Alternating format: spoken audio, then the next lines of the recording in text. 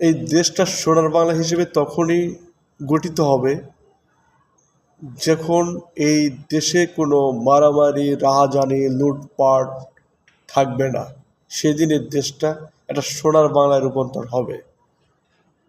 যেদিন থাকবে না কোনো হিংসা, যেদিন থাকবে না কোনো নিন্দা, যেদিন থাকবে না কোনো টাকা আত্মসাৎ করার মতো চিন্তাভাবনা, এই সকল চিন্তাভাবনা যেদিন দূর হবে সেদিনের দেশটা সোনার বাংলায় গঠিত হবে।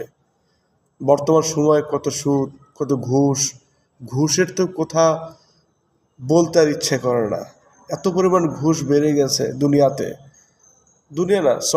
বাংলাদেশে, সোনার বাংলাদেশে প্রত্যেকটা সেক্টরে ঘুষ ছাড়া কোনো কাজ হয় না।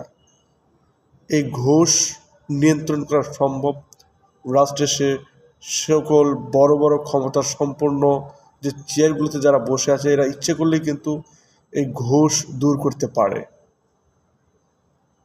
সে সকল ক্ষমতা সম্পন্ন লোকজন যদি পদক্ষেপ নেয়, এটা কিন্তু সম্ভব। সোনার বাংলা এখনো হয় নাই। সোনার বাংলা সেদিনই হবে যেদিন এই ঘুষ নামের কোনো কথা থাকবে না। ঘুষ, কে ঘুষ দেবে আর কে ঘুষ নেবে, ঘুষের কথা শুনলেই হাত পা যেন বরফের মতো ঠান্ডা হয়ে যায়, এমন সিস্টেম তৈরি করতে হবে।